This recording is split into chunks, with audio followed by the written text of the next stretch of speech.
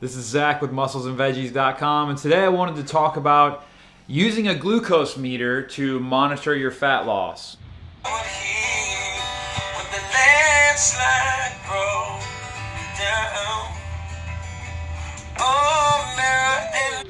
So a simple glucose meter here can be a very valuable tool in seeing how you're burning fat. So obviously the higher the blood glucose, the higher your insulin is, and we know that insulin is what suppresses lipolysis or fat burning. So what we're going to do here is test blood glucose and see. I just got done working out about an hour ago. I haven't eaten anything this morning. It's about 11 a.m. So we have a 79 blood glucose right now at 11:23 a.m. Getting ready to eat some keto soup here, and yes, that big white thing right here, that's a big chunk of fat. So I've got beef brisket, carrots, a little bit of beets, and then some awesome bone broth.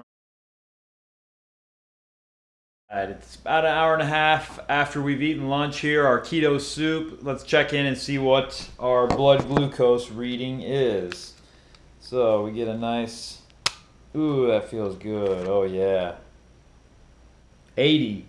All right, so at 12:51 p.m., we went from a 79 to an 80.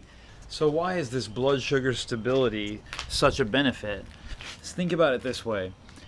If we dodge the high blood sugar spikes that come from carbohydrates and sugar, then we dodge the feelings and the cravings that come along with that, which also means that we dodge the ill feelings of hypoglycemia from that crash when insulin goes too high and strips the blood sugar out of our blood.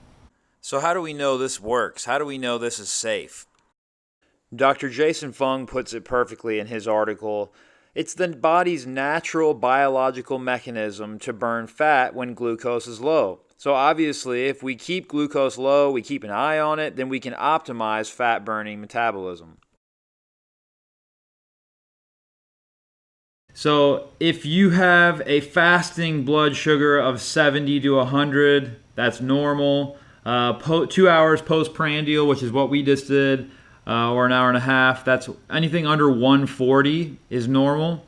However, to get your blood glucose to radically elevate to 140, you're going to have to eat some sugar or some carbohydrates, because protein and fat just won't do it. That's what's so great about a ketogenic diet. If you're trying to keep your insulin low so we keep fat burning high, then we want to stick to the things that doesn't elevate our insulin. Anything over 90 and you have diminished lipolysis, or aka fat burning. So I found that if my glucose is any higher than 90, that basically I start to get a little fluffy. All right. Aim for a fasting under a 90. So first thing in the morning, you can test your blood glucose. Anything under 90 is good. You're in a state of fat burning.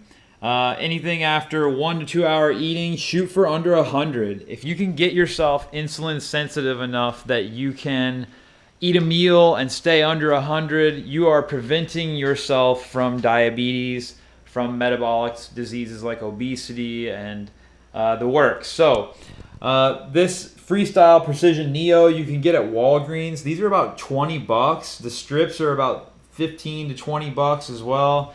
Super effective tool when it comes to figuring out what your blood sugar is doing, figuring out how foods affect you, but also to get a look at am I burning fat or not? Because I can promise you, if your blood sugar is elevated, not in all cases, but in most cases, you will have diminished fat burning going on. So, hope this helps. This is Zach with musclesandveggies.com. Stay tuned to more. Thanks a lot for watching.